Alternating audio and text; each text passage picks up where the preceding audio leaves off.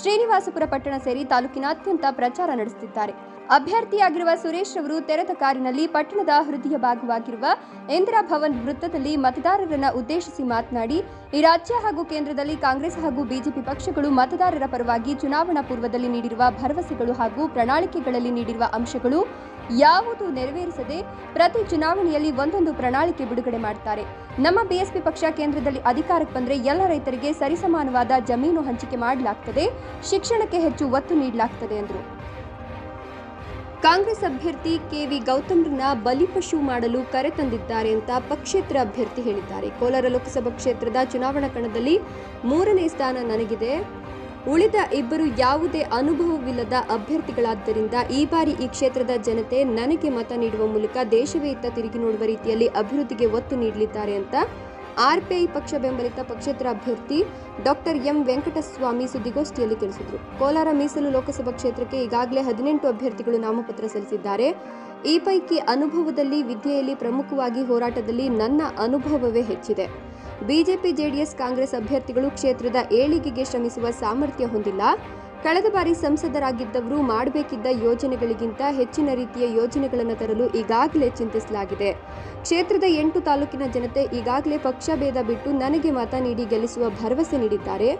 RPI ಪಕ್ಷದ ಬೆಂಬಲಿತ ಅಭ್ಯರ್ಥಿಯಾದ ನನಗೆ ಇನ್ನೂ ಹೆಚ್ಚಿನ ಮತಗಳನ್ನು ಕೋಲಾರ ಲೋಕಸಭಾ ಕ್ಷೇತ್ರದ ಜನತೆ ಕೊಡುವ ಮೂಲಕ ನನ್ನ ಪ್ರಮುಖ 14 ಪ್ರಣಾಳಿಕೆಗಳನ್ನು ಜಾರಿಗೆ ತರುವ ನಿಟ್ಟಿನಲ್ಲಿ ಶ್ರಮಿಸುತ್ತೇನೆ ಅಂತ ಹೇಳಿದರು. ಸುದ್ದಿಗೋಷ್ಠಿಯಲ್ಲಿ ಡಾಕ್ಟರ್ ಎಂ ವೆಂಕಟಸ್ವಾಮಿ ಸೇರಿದಂತೆ ರಾಜ್ಯ ಸಮಿತಿ ಸದಸ್ಯ ಅಂಬರೀಶ್, ಜಿಲ್ಲಾ ಗೌರವಾಧ್ಯಕ್ಷ ಪಾಪಣ್ಣ, ಜಿಲ್ಲಾ ಮುಖಂಡ ಚಲವಾದಿ ನಾಗರಾಜ್ ಮತ್ತಿತರರು ಹಾಜರಿದ್ದರು. ಎಲ್ಲವೂ ತುರ್ತಾಗಿ ನಡೀತದೆ. ಅಂತಿಮವಾಗಿ ಮತದಾರರು ಏನು ತೀರ್ಮಾನ ತಗೋಬೇಕು ಅನ್ನೋದನ್ನು ಅಂತಿಮವಾಗಿ ತೀರ್ಮಾನ ಮಾಡೋದು ಮಾರ್ಗದರ್ಶನದಲ್ಲಿ ತಮಗೆ ನಾನು ಈ ನಮ್ಮ ಹಳ್ಳಿಯ ಒಂದು ಕುಗ್ರಾಮ ಮಲಗಾನಹಳ್ಳಿ, ಈ ಕುಗ್ರಾಮದಲ್ಲಿ ನಡೀತಾ ಪತ್ರಿಕಾಗೋಷ್ಠಿ ಎಲ್ಲರೂ ಆತ್ಮೀಯವಾಗಿ ನಾನು ಸ್ವಾಗತ ಮಾಡ್ಕೊಳ್ತೇನೆ. ಇವತ್ತಿನ ಪತ್ರಿಕಾಗೋಷ್ಠಿಯ ವಿಷಯ ಇಂದಿನ ಲೋಕಸಭಾ ಕ್ಷೇತ್ರದ ಸ್ಪರ್ಧೆ. ಈಗಾಗಲೇ ನಮ್ಮ ಅಂಬರೀಶ್ ಅವರು ಹೇಳಿದ ಮಾತು, ಹಾಗೆಯೇ ನಾಗರಾಜ್ ಅವರು ಹೇಳಿದ ಮಾತು, ನಾನು ಸ್ಪರ್ಧೆ ಮಾಡಬೇಕಂತಿರಲಿಲ್ಲ. ಬಿ ಫಾರ್ಮ್ ಮಾತ್ರ ತಂದಿದ್ದೆ. ನಾನು ನಮ್ಮ ಪಾರ್ಟಿಯ ಬಿ ಫಾರ್ಮ್ ತಂದಿದ್ದೆ, ನಾನೇ ಅದನ್ನು ಇಶ್ಯೂ ಮಾಡೋದಕ್ಕೆ ನೋಡಿದೆ. ಒಂದು 15 ದಿವಸಗಳ ಬೆಳವಣಿಗೆ, ರಾಜಕೀಯ ಬೆಳವಣಿಗೆ, ಕಾಂಗ್ರೆಸ್, ಬಿಜೆಪಿ, ಜೆಡಿಎಸ್ನವರು ನಡೆಸಿದಂಥ ರಾಜಕೀಯ ಗೊಂದಲದ ನಾಟಕ ಇಡೀ ಕ್ಷೇತ್ರದ ಮತದಾರರನ್ನು ಅವಮಾನ ಮಾಡುವ ರೀತಿಯಲ್ಲಿ ಆಯಿತು. ಆಗ ನಮ್ಮ ರಿಪಬ್ಲಿಕನ್ ಪಾರ್ಟಿ ಆಫ್ ಇಂಡಿಯಾದ ಕಾರ್ಯಕರ್ತರು ಕೊನೆಯ ದಿವಸ, ನಾಮಪತ್ರ ಸಲ್ಲಿಕೆ ದಿವಸ, ಇವತ್ತು ಈ ಪರಿಸ್ಥಿತಿ ಆಗಿದೆ, ಇಂಥ ಸಂದರ್ಭದಲ್ಲಿ ನಿನ್ನಂಥವರು ಕಣದಲ್ಲಿದ್ದರೆ ಒಂದು ದೊಡ್ಡ ಗೌರವ ಬರ್ತದೆ, ಮತದಾರರು ಕೂಡ ನಮ್ಮ ಕಡೆ ಯೋಚನೆ ಮಾಡೋಕ್ಕಾಗ್ತದೆ ಅಂತೇಳಿ ಇದೇ ನಮ್ಮ ನಾಗರಾಜ್ ಮತ್ತು ಅವರ ತಂಡ ಇನ್ನೂ ಅನೇಕ ಸ್ನೇಹಿತರನ್ನು ಚರ್ಚೆ ಮಾಡಿ ನಾಮಪತ್ರ, ನೀವು ಪಾರ್ಟಿಯಿಂದ ನಾಮಪತ್ರ ಸಲ್ಲಿಸೋದು ಬೇಡ, ಇಂಡಿಪೆಂಡೆಂಟ್ ಆಗಿ ಸ್ವತಂತ್ರ ಅಭ್ಯರ್ಥಿಯಾಗಿ ಸ್ಪರ್ಧೆ ಮಾಡಿದ್ರೆ ನಾವು ಇವತ್ತು ಕಾಂಗ್ರೆಸ್, ಬಿಜೆಪಿ, ಜೆಡಿಎಸ್ ಅಲ್ಲಿ ಗೊಂದಲದಲ್ಲಿರ್ತಕ್ಕಂಥ ಮತದಾರರು ನಮ್ಮ ಕಡೆ ನೋಡೋ ರೀತಿ ಆಗ್ತದೆ ಅಂತ ಒಂದು ಸಲಹೆ, ಉತ್ತಮವಾದ ಸಲಹೆ ಕೊಟ್ಟಿದ್ದನ್ನು ನಾನು ಪರಿಗಣಿಸಿ ತೀರ್ಮಾನ ಮಾಡಿ ಹೋಗಿ ನಾಮಪತ್ರ ಕೊನೆಯ ಕ್ಷಣದಲ್ಲಿ ನಾನು ಕೊಟ್ಟೆ. ಊರ್ಜಿತ ಆಯಿತು. ಎಲ್ಲ ರೀತಿಯಲ್ಲೂ ನನ್ನ ನಾಮಪತ್ರ ಅಂಗೀಕಾರ ಆಯಿತು. ನಾನು ಕಣದಲ್ಲಿ ಉಳಿದಿದ್ದೇನೆ. ನಾನು ನಾಮಪತ್ರ ವಾಪಸ್ ತಗೊಳ್ಳೋಕೆ ಭಾಳ ಮಂದಿ ಒತ್ತಾಯ ಮಾಡಿದ್ರು. ಕಾಂಗ್ರೆಸ್ನವರು, ಜೆಡಿಎಸ್ನವರು, ಬಿಜೆಪಿಯವರು ಎಲ್ಲರೂ ಕೂಡ ಒತ್ತಾಯ ಮಾಡಿದ್ರು. ನೀವು ಸ್ಪರ್ಧೆ ಮಾಡೋದರಿಂದ ಈಗಿನ ಅಭ್ಯರ್ಥಿಗಳಿಗೆ ಬಹಳ ದೊಡ್ಡ ಆಘಾತ ಆಗುತ್ತೆ. ಯಾಕೆ ಆಘಾತ ಆಗಬೇಕು? ನೀವು ಸರಿಯಾದ ಉರಿಯಾಳುಗಳನ್ನು ಸ್ಪರ್ಧೆಗಿಳಿಸಿದ್ರೆ ಆಘಾತ ಆಗುವಂಥ ಪ್ರಶ್ನೆನೇ ಇಲ್ಲ. ನಿಮಗೆ ಗೊತ್ತಾಗಿದೆ, ನಿಮ್ಮ ಪಕ್ಷದ ಅಭ್ಯರ್ಥಿಗಳು ಇವತ್ತು ಬಹಳ ಕೀಳರಿಮೆಯ ಅಭ್ಯರ್ಥಿಗಳು, ಮತ್ತು ಅವರಿಗೆ ನಾವು ಸೋಲ್ತೀವಿ ಅಂತೇಳಿ ಆಯಾ ಅಭ್ಯರ್ಥಿಗಳನ್ನೇ ನೀವು ಬಲಿಪಶುಗಳನ್ನು ಮಾಡ್ತಕ್ಕಂಥ ಕೆಲಸ ನಿಮ್ಮ ರಾಜಕೀಯ ಪಕ್ಷಗಳು ಮಾಡಿದ್ರಿಂದ ಇವತ್ತು ನನಗೆ ಗೆಲುವು ಸಾಧ್ಯ ಆಗುತ್ತೆ ಅನ್ನೋದನ್ನು ನಾನು ಹೇಳಿ ಸ್ಪರ್ಧೆಯಲ್ಲಿ ಮುಂದುವರೆದಿದ್ದೀನಿ. ಯಾವುದೇ ಆಸೆ ಆಮಿಷಗಳನ್ನು ಒಡ್ಡದೆ ನಮ್ಮ ಮತದಾರರಿಗೆ ಮತಯಾಚನೆಯಲ್ಲಿ 8 ವಿಧಾನಸಭಾ ಕ್ಷೇತ್ರದಲ್ಲಿ ನಮ್ಮ ರಿಪಬ್ಲಿಕನ್ ಪಾರ್ಟಿ ಆಫ್ ಇಂಡಿಯಾದ ಕಾರ್ಯಕರ್ತರು ನೂರಾರು ಸಂಖ್ಯೆಯಲ್ಲಿ ಇವತ್ತು ಪ್ರಚಾರ ಮಾಡ್ತಾ ಇದ್ದಾರೆ. ಏನು ಒಂದು ಉಪಜಾತಿ ರಾಜಕಾರಣವನ್ನ ಬಹಿರಂಗವಾಗಿ ಚರ್ಚೆ ಮಾಡಿದ್ರು, ಒಂದು ಜನಾಂಗವನ್ನ ಅವಮಾನ ಮಾಡಿದ್ರು, ಅತಿ ದೊಡ್ಡ ಸಂಖ್ಯೆಯಲ್ಲಿರ್ತಕ್ಕಂಥ ಜನಾಂಗವನ್ನ ಅವಮಾನ ಮಾಡಿದ್ರು. ಆ ಅವಮಾನಕ್ಕೆ ಸೇಡು ತೀರಿಸಿಕೊಳ್ಳೋದಕ್ಕೆ ಇವತ್ತು ಯುವಕರು ಪ್ರತಿ ಹಳ್ಳಿಯಲ್ಲೂ ಸಿದ್ಧರಾಗಿದ್ದಾರೆ ಅನ್ನೋದು ನನಗೆ ಬಂದಿರತಕ್ಕಂಥ ಒಂದು ಮಾಹಿತಿ. ಆ ಮಾಹಿತಿಯನ್ನು ಆಧರಿಸಿ ನಾನು ಇವತ್ತು ಮಾತಾಡ್ತಾ ಇರ್ತಕ್ಕಂಥ ವಿಷಯ, ಒಂದು 4 ನಾನು ಸೀನಿಯರ್ ಇದ್ದೇನೆ. 18 ಅಭ್ಯರ್ಥಿಗಳ ಪೈಕಿ 4 ವಿಷಯಗಳಲ್ಲಿ ನಾನು ಪ್ರಮುಖವಾದಂಥ ಸೀನಿಯರ್ ಇದ್ದೀನಿ. ಒಂದನೇದು ವಯಸ್ಸಲ್ಲಿ 70 ವರ್ಷ, 18 ಅಭ್ಯರ್ಥಿಗಳಲ್ಲಿ ನಂಬರ್ 1 ಅಲ್ಲಿ ಇದ್ದೀನಿ. ಎರಡನೇದು ಓದಿನಲ್ಲಿ ನಾನು MA PhD ಇದ್ದೀನಿ. ಬಹುಶಃ ಆ ಪಟ್ಟಿಯಲ್ಲಿ ಯಾರಾದರೂ ನೀವು ನೋಡಿದ್ರೆ ಯಾರ್ಯಾರು ಏನೇನು ಓದಿದ್ದಾರೆ ಅಂತ ನಿಮಗೆ ಗೊತ್ತಾಗುತ್ತೆ. ಅದರಲ್ಲೂ ನಂಬರ್ 1 ಅಲ್ಲಿ ಇದ್ದೀನಿ.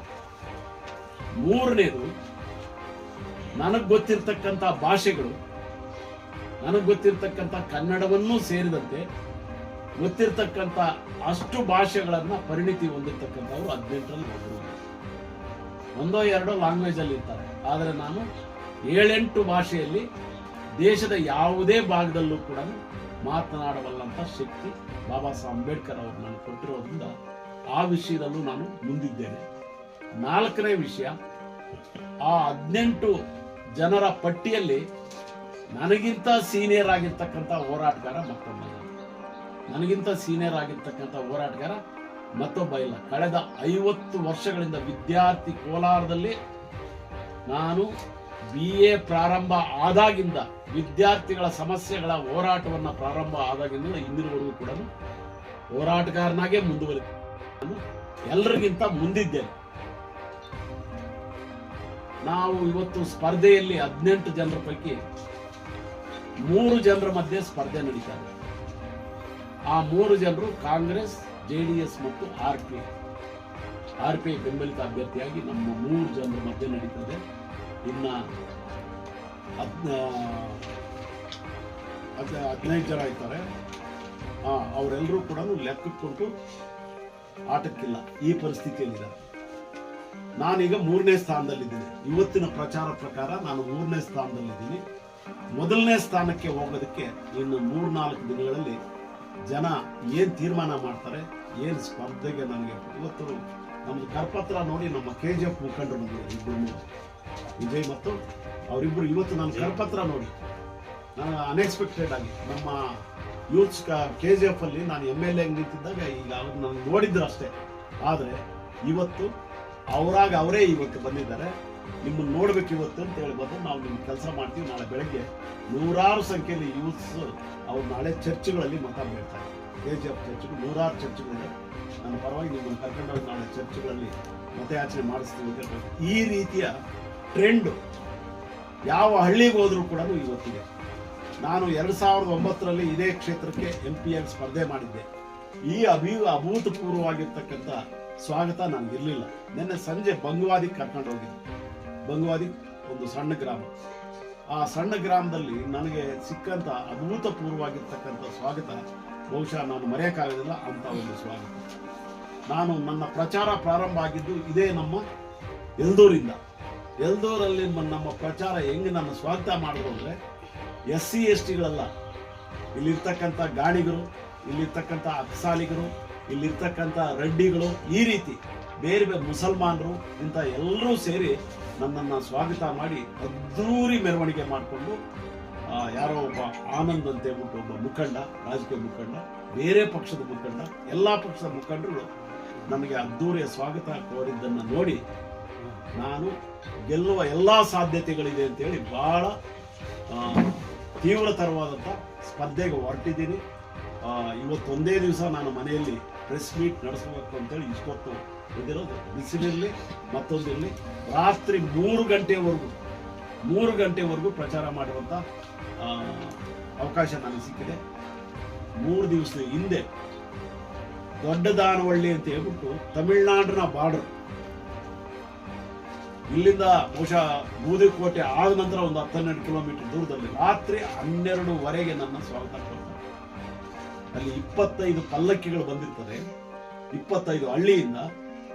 ಅಲ್ಲಿ ನನಗೆ ಬಹುಶಃ ಯಾವುದೇ ಕ್ಯಾಂಡಿಡೇಟ್ ಅಲ್ಲಿಗೆ ಹೋಗಿಲ್ಲ, ನನ್ನ ಬಿಟ್ಟರೆ ಇನ್ಯಾರನ್ನೂ ಆಹ್ವಾನಿಸಿರ್ಲಿಲ್ಲ. ರಾತ್ರಿ 12:30 ನನಗೆ ಕಾದು ವೇದಿಕೆಯಲ್ಲಿ ಕರೆದು 25 ಪಲ್ಲಕ್ಕಿಗಳ ಉತ್ಸವದಲ್ಲಿ ನನ್ನ ಪರಿಚಯ ಮಾಡಿಸಿ ಸುಮಾರು 5,000 ಜನ ಕೂತಿದ್ರು ಅವತ್ತು ನಾಟಕ ನೋಡೋಕ್ಕೆ. ಸೊ ಆ ನಾಟಕದಲ್ಲಿ ನಾನು ಪರಿಚಯ ಮಾಡಿದಾಗ ನಾನು ಗೆಲ್ಲುವ ಎಲ್ಲ ಸಾಧ್ಯತೆಗಳಿದೆ ಅಂತೇಳಿ ಅವತ್ತೇ ತೀರ್ಮಾನ ಮಾಡಿದೆ. ಈಗ ಅವತ್ತಿಂದ ಇವತ್ತಿನವರು ಕೂಡ ಎಲ್ಲ ಹಳ್ಳಿಗಳನ್ನು ಸುತ್ತಾ ಇದ್ದೀನಿ. ನಾನು ಬಹಿರಂಗವಾಗಿ ದೊಡ್ಡ ಪ್ರಚಾರ ಮಾಡ್ತಾ ಇಲ್ಲ. ಎಲ್ಲಿ ನನ್ನನ್ನು ಪ್ರೀತಿಯಿಂದ ಕರೀತಾರೋ ಆ ಕರೆಯುವಂಥ ಹಳ್ಳಿಗೆ ಸುತ್ತಮುತ್ತಲು ಇರ್ತಕ್ಕಂಥ ಹಳ್ಳಿಗಳನ್ನು ಕರೆದು ಪ್ರಚಾರ ಮಾಡ್ತಾರೆ. ಅವರೇ ಯಾವುದೋ ಮನೆಯಲ್ಲೋ ಯಾವುದೋ ದೇವಸ್ಥಾನದಲ್ಲೋ ಯಾವುದೋ ಒಂದು ಮರದ ಕೆಳಗೋ ಎಲ್ಲೋ ಕೂತ್ಕೊಂಡು ಪ್ರಚಾರ ಮಾಡ್ತಾ ಇದ್ದಾರೆ. ಇದು ನನ್ನ ಪ್ರಚಾರದ ವೈಖರಿ. ಈ ಪ್ರಚಾರದ ಈ ಒಳಗಿನ ಪ್ರಚಾರ ಇದು. ಅಂಡರ್ ಕರೆಂಟ್ ಅಂತ ನಾವೇನ್ ಕರಿತೀವಿ, ಅಂಡರ್ ಕರೆಂಟ್ ಓಟು ಬಹುಶಃ ಇನ್ನು 3 ದಿವಸದಲ್ಲಿ 1ನೇ ಸ್ಥಾನಕ್ಕೆ ನನ್ನ ತರುತ್ತೆ ಅನ್ನೋ ಭರವಸೆ ನಾನು ಇಟ್ಕೊಂಡಿದ್ದೀನಿ. ಈಗ 3ನೇ ಸ್ಥಾನದಲ್ಲಿದ್ದೀನಿ, 1ನೇ ಸ್ಥಾನಕ್ಕೆ ನನ್ನನ್ನು ತರುತ್ತೆ ಅಂತೇಳಿ ಈ ಸಂದರ್ಭದಲ್ಲಿ ನಾನು ಆ ಭರವಸೆಯನ್ನು ಹೊಂದಿ ಈಗ ಪ್ರಚಾರದಲ್ಲಿ ಹೊರಟಿದ್ದೀನಿ. ನನ್ನ ಕರಪತ್ರದಲ್ಲಿ ನನ್ನ ಸಣ್ಣ ಸಾಧನೆಗಳನ್ನು ಕರಪತ್ರದ ಮೊದಲನೇ ಪುಟದಲ್ಲಿ ಹೇಳಿದ್ದೀನಿ. ನಾನು ಏನು ಮಾಡಬೇಕು ಅಂತೇಳಿ 14 ಅಂಶಗಳ ಪ್ರಣಾಳಿಕೆಯ ಪತ್ರವನ್ನು ಹಿಂದುಗಡೆ ಮುದ್ರಿಸಿದ್ದೀನಿ. ಇದು ನಾನು ಪರ್ಸನಲ್ ಆಗಿ ನಾನು ಅಂದ್ಕೊಂಡ್ರು.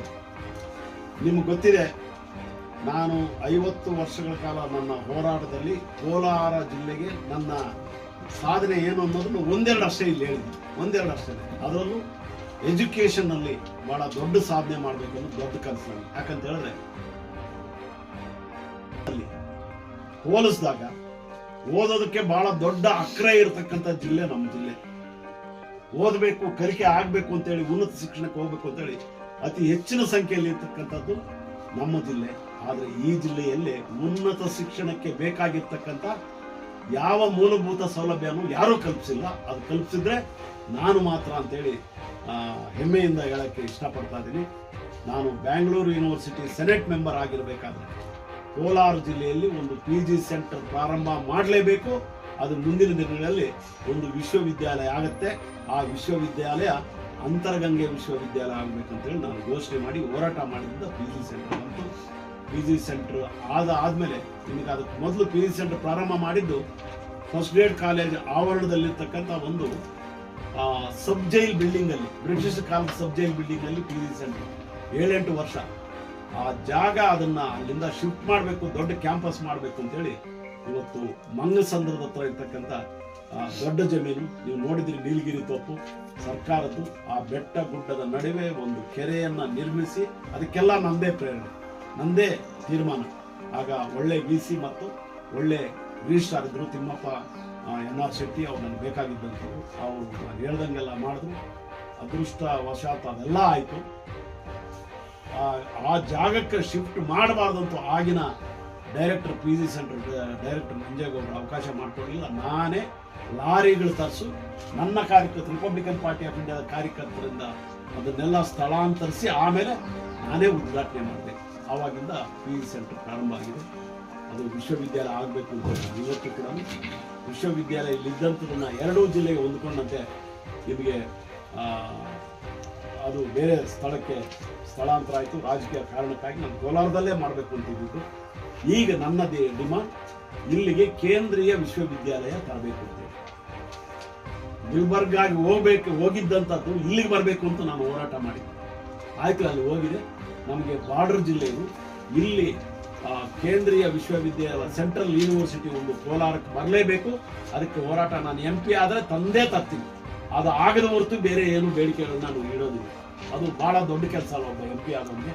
ನನ್ನದೇ ಆದಂಥ ರಾಷ್ಟ್ರಮಟ್ಟದ ಪಾರ್ಟಿ ನನ್ನ ಜೊತೆಗಿರ್ಬೇಕಾದ್ರೆ ಈಗಿನ BJP ಜೊತೆ ನಮ್ಮ ಪಕ್ಷ ಹೊಂದಾಣಿಕೆ ಇರೋದ್ರಿಂದ ಅವೆಲ್ಲವೂ ಸಾಧ್ಯ ಆಗುತ್ತೆ. ಇಂಥ ಒಂದು ಬೇಡಿಕೆಯನ್ನ ಉದಾತ್ತವಾಗಿರ್ತಕ್ಕಂಥ ಉನ್ನತ ಶಿಕ್ಷಣದ ಬೇಡಿಕೆಯನ್ನ ಈಡೇರಿಸೋದಕ್ಕೆ ನಾನು ಕಂಕಣಬದ್ಧನಾಗಿ ತೀರ್ಮಾನ ಮಾಡಿ ನನ್ನ ಮತದಾರರ ಮುಂದೆ ಇವತ್ತು ನಿಂತಿದ್ದೀನಿ. ಅದಾಗತ್ತೆ. ಅದಲ್ಲದೆ ಇನ್ನು 13 ಅಂಶಗಳ ವಿಷಯಗಳನ್ನು ಇಲ್ಲಿ ನಾನು ಹೇಳಿದ್ದೇನೆ. ವಿಶೇಷವಾಗಿ ಒಂದು IT ಕಾರಿಡಾರ್ ಚಿಕ್ಕಬಳ್ಳಾಪುರಕ್ಕೊಂದು ಮತ್ತು ಕೋಲಾರಕ್ಕೊಂದು. ಇವತ್ತೆಲ್ಲ ಯೂತ್ಸು ಇವತ್ತು IT ಸೆಕ್ಟಾರ್ ಕಡೆ ಮುನ್ನುಗ್ಗುತ್ತಾ ಇದ್ದಾರೆ. ದೇಶದಲ್ಲಿ ಎಲ್ಲೇ IT ವಿದ್ಯಾಭ್ಯಾಸ ಸಿಗುತ್ತಂದ್ರೆ ಅಲ್ಲಿ ಹೋಗ್ತಾರೆ, ಹಳ್ಳಿಯವರು ಹೋಗ್ತಾ ಇದ್ದಾರೆ. ನನಗೆ ಇಲ್ಲಿ ನಮ್ಮ ಊರಲ್ಲೇ ಇವತ್ತು IT ಕ್ಷೇತ್ರದಲ್ಲಿ ಸಣ್ಣ ವಿದ್ಯಾಭ್ಯಾಸ ಮಾಡಿ ಅನೇಕ ಕಂಪನಿಗಳಿಗೆ ನಾನೇ ಸೇರಿಸಿದ್ದೆ. ನಮ್ಮ ಕೋಲಾರ ಜಿಲ್ಲೆಯಲ್ಲಿ ಇಂಥವ್ರನ್ನ IT ಇದಕ್ಕೆ ಸೇರಿಸಿರುವಂಥದ್ದು. ನರಸಾಪುರ ವೇಮಗಲ್ ಭಾಗದಲ್ಲಿ ಬಂದಿರತಕ್ಕಂಥ ಕಂಪನಿಗಳಿಗೆ ನಾನು ಎಷ್ಟೋ ಜನಕ್ಕೆ ಶಿಫಾರಸು ಮಾಡಿ ಅದು ಆಯ್ಕೆ ಆಗಿರ್ತಕ್ಕಂಥದ್ದು. ಈ ಕಡೆ ಇದೆಯಲ್ಲ, ಈ IT ಕಾರಿಡಾರ್ ಆದರೆ ಕೋಲಾರದಲ್ಲಿ ಒಂದು ಮತ್ತು ಚಿಕ್ಕಬಳ್ಳಾಪುರದಲ್ಲಿ ಇದು ಕೂಡ ದೊಡ್ಡ ಉದ್ಯೋಗ ಸೃಷ್ಟಿ ಆಗ್ತಕ್ಕಂಥ ಕೆಲಸ. ಈ ರೀತಿ 14 ಅಂಶಗಳ ವಿಚಾರವನ್ನು ಇಲ್ಲಿ ನಾನು ಪ್ರಸ್ತಾಪ ಮಾಡಿದ್ದೀನಿ. ಕೋಚ್ ಫ್ಯಾಕ್ಟ್ರಿ ಮಾಡ್ತೀನಿ ಅಂತ KH ಮುನಿಯಪ್ಪ ಸೋತ. ಮಾಡ್ತೀನಿ ಅಂತ ಹೇಳ್ಬಿಟ್ಟು ಎಲೆಕ್ಷನ್ ಸಂದರ್ಭದಲ್ಲಿ ಬಂದು ಇಲ್ಲೇ ನಮ್ಮ ಎಲ್ಲೂರು ಪಕ್ಕದಲ್ಲೇ ಕೋಚ್ ಫ್ಯಾಕ್ಟ್ರಿ ಮಾಡ್ತೀನಿ ಅಂತೇಳಿ ಅಡಿಗಲ್ಲು ಹಾಕಿ ಹೋದವನು ಸೋತೆ ಹೋದ. ಆ ಕೆಲಸವನ್ನು ನಾನು ಮಾಡ್ತೀನಿ.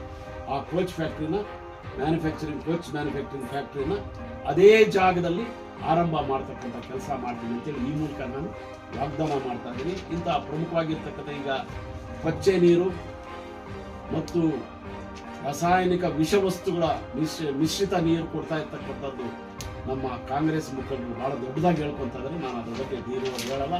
ಅನುಷ್ಠಾನ ಆಗಿದೆ. ಆ ಕೊಚ್ಚೆ ನೀರಿನ ಬಾಧೆ ಮುಂದೆ ಏನಾಗ್ಬೋದು ಅಂತೇಳಿ ನಮ್ಮ ವಿಜ್ಞಾನಿಗಳು ಬಹಳ ದೊಡ್ಡ ಲೇಖನಗಳನ್ನು ಬರೆದಿದ್ದಾರೆ. ಅದು ಈ ಜನಕ್ಕೆ ಒಂದು ಶಾಪವಾಗಿ ಪರಿಣಮಿಸುತ್ತೆ ಅನ್ನೋದನ್ನ ನಾನು ಇವತ್ತು ಕೂಡ ಮನಗಂಡು ಅದರ ಬದಲಿಗೆ ಕಾವೇರಿ ನೀರು ನಮಗೆ 50-60 ಕಿಲೋಮೀಟರ್ ದೂರದಲ್ಲಿದೆ. ಅದನ್ನು ತರ್ತಕ್ಕಂಥದ್ದು ಒಂದು MP ಗೆ ಬಹಳ ದೊಡ್ಡ ಕೆಲಸ ಅಲ್ಲ. ಆಡಳಿತಾರೂಢ BJP ಸರ್ಕಾರದಲ್ಲಿ ಕಾವೇರಿ ನೀರು ಕೋಲಾರಕ್ಕೂ ಬರಬೇಕು ಅನ್ನೋದು ನಮ್ಮ ದೊಡ್ಡ ಹೋರಾಟ. ಅದಲ್ಲದೆ ಕೆರೆಗಳು, ನಮಗೆ ಪೂರ್ವಕಾಲದಿಂದಲೂ ಕೆರೆಗಳೇ ನಮಗೆ ಜಲ ಸಂವರ್ಧನೆ ಕೇಂದ್ರಗಳು. ಅದಕ್ಕಾಗಿ ಸುಮ್ಮನೆ ಎಲ್ಲೋ ಒಂದು ಕಡೆ ಮೊನ್ನೆ ಮುನುಸ್ವಾಮಿ ಆ ಕೋಲಾರ ಕೆರೆಯಲ್ಲಿ ಏನೋ ಮಾಡ್ತೀನಿ ಅಂತ ಹೋಗಿ ಒಂದು ಸಣ್ಣದು ಹೊಂಡ, ಕೃಷಿ ಹೊಂಡ ಮಾಡಿ ದೊಡ್ಡ ಕೆಟ್ಟ ಹೆಸರು ತಂದುಕೊಂಡ. ಅಧಿಕಾರಿಗಳೇ ಅದಕ್ಕೆ ಚೀಮಾರಿ ಹಾಕಿದ್ದಾರೆ. ಕೇಂದ್ರ ಸಚಿವರೇ ಬಂದು ಚೀಮಾರಿ ಹಾಕಿರ್ತಕ್ಕಂಥ ಒಂದು ವಿಷಯ ಇದೆ. ನಾನು ಹಾಗಲ್ಲ, ಇಡೀ ಕ್ಷೇತ್ರದಲ್ಲಿರ್ತಕ್ಕಂಥ ಎಲ್ಲ ಕೆರೆಗಳನ್ನು ಹೇಗೆ ನಾವು ಸದ್ಬಳಕೆ ಮಾಡ್ಕೊಂಡು ನೀರನ್ನ ಸಂಗ್ರಹಿಸ್ತಕ್ಕಂಥದ್ದು ಎಷ್ಟು ಸುಲಭವಾಗಿರ್ತಕ್ಕಂಥ ಯೋಜನೆ ಅನ್ನೋದನ್ನ ಯಾರೂ ಮನವರಿಕೆ ಮಾಡ್ಕೊಂಡಿಲ್ಲ. ಆ ಕೆಲಸವನ್ನು ಕೆರೆಗಳಲ್ಲಿ ಜಲ ಸಂವರ್ಧನೆ ಹೇಗೆ ಆಗಬೇಕು, ಅದೇ ನಮಗೆ ಶಾಶ್ವತವಾಗಿರ್ತಕ್ಕಂಥ ನೀರಿನ ಕೇಂದ್ರ, ಜಲ ಸಂವರ್ಧನೆ ಕೇಂದ್ರ. ಅದನ್ನು ನಾನು ಯಾವುದೇ ಕಾರಣಕ್ಕೂ ತಪ್ಪದೆ ಮಾಡ್ತಕ್ಕಂಥ ಸಾಮರ್ಥ್ಯ ನನಗಿದೆ ಅಂತೇಳಿ ನಾನಾದರೂ ಭಾವಿಸಿ ಅದು ಕೂಡ ನನ್ನ ಕಾಲ ಬಹಿರಂಗ ಪ್ರಚಾರ ನಡೀತಾ ಇದೆ. ನಾನು ಆ ಪ್ರಚಾರವನ್ನು ಬಹಳ ಗಂಭೀರವಾಗಿ ಪರಿಗಣಿಸಿ ಬೇರೆ ಪಾರ್ಟಿಗಳೆಲ್ಲೂ ಇದು ಅಭ್ಯರ್ಥಿಗಳು ನಾನು ಇದುವರೆಗೂ ಒಬ್ಬರನ್ನೂ ನೋಡಿಲ್ಲ. ಎಲ್ಲಿಗೆ ಹೋಗ್ತಾ ಇದ್ದಾರೆ, ಏನು ಮಾಡ್ತಾ ಇದ್ದಾರೆ ಅಂತೇಳಿ. ನಿನ್ನೆ ಬಂಗಾರಪೇಟೆಯಲ್ಲಿ ಬಲಗೈ ಜನಾಂಗದ ಒಂದು ಸಮಾವೇಶವನ್ನ ಕಾಂಗ್ರೆಸ್ನವ್ರು ಮಾಡಿದ್ದಾರೆ. ಅಲ್ಲಿ ಬಂದಿದ್ದಂಥವ್ರು ಎಲ್ಲರೂ ಕೂಡ ಯಾವ ನಿರೀಕ್ಷೆಯಿಂದ ಬಂದಿದ್ರು ಗೊತ್ತಿಲ್ಲ. 90% ಅದರಲ್ಲಿ ನಮ್ಗೆ ಓಟ್ ಆಗ್ತದೆ. ನಿನ್ನೆ ಇಲ್ಲಿ ನಮ್ಮ ನಾಗರಾಜ್ ಕೂಡ ಹೋಗಿದ್ರು. 90% ಅಣ್ಣ ನೀವು ಹೋಗ್ರಣ್ಣ, ನೀವು ಏನೋ ನಡೀತಾ ಇದೆ ಮಾಡ್ಕೊಳ್ಳಿ, ನಿಮಗೆ ಓಟು ಅಂತ ಹೇಳ್ಬಿಟ್ಟು ಕಾಂಗ್ರೆಸ್ನ ಮುಖಂಡರು ನನಗೆ ಒಂದು ಒಳ್ಳೆ ಸಂದೇಶವನ್ನು ಕೊಟ್ಟಿದ್ದಾರೆ. ನನ್ನ ಸ್ಪರ್ಧೆಯಿಂದ ಇವತ್ತು ಏನು ಇಬ್ಬರು ಅಭ್ಯರ್ಥಿಗಳಿದ್ದಾರೆ, ಇವರಿಬ್ಬರು ಕೂಡ ಒಂದು ರೀತಿಯ ಆಘಾತಕ್ಕೆ ಜೂನ್ 4ನೇ ತಾರೀಕು ನಡೀತಕ್ಕಂಥ ಫಲಿತಾಂಶದಲ್ಲಿ ಆ ಆಘಾತಕ್ಕೆ ಒಳಗಾಗ್ತಾರೆ ಅಂತ ಭರವಸೆ ನನಗೆ ನಿಮ್ಮಂಥ ಸಾರ್ವಜನಿಕ ವ್ಯಕ್ತಿಗಳಿಂದ ಮಾಹಿತಿ ದೊರೆತಿದೆ. ಅವರಿಬ್ಬರು ಕೂಡ ಪಾಪ ಸುಖದ ಸಂಪತ್ತಿಗೆ ಬೆಳೆದು ಬಂದಂಥವ್ರು ಇಬ್ಬರ ಅವರ ತಂದೆಗಳು ನನಗೆ ಬಹಳ ಆತ್ಮೀಯರು. ಮುನುಸ್ವಾಮಿ ಅವರು IAS ಅಧಿಕಾರಿ, ಮಂಗಮ್ಮ ಅವ್ರ ಮಗ, ಇನ್ನೊಬ್ಬ ವಿಜಯ್ ಕುಮಾರ್ ಮಗ. ಯಾವುದೋ ಆಂಧ್ರದಿಂದ ವಲಸೆ ಬಂದು ವಿಜಯ್ ಕುಮಾರ್ ಕುಟುಂಬ ಒಂದು ಸ್ಲಮ್ಮಲ್ಲಿ ಇದ್ದವ್ರು, ಮೆಜೆಸ್ಟಿಕ್ ಹತ್ರ ಒಂದು ಸ್ಲಮ್ಮಲ್ಲಿ ತೆಲುಗು ಮಾತಾಡ್ತಕ್ಕಂಥವ್ರು. ಅವ್ರ ಭಾಷೆ ಮುಖ್ಯ ಅಲ್ಲ, ಅವ್ರ ವೃತ್ತಿ ಮುಖ್ಯ ಅಲ್ಲ ನನಗೆ. ಆ ರೀತಿ ಬಂದವರಲ್ಲ.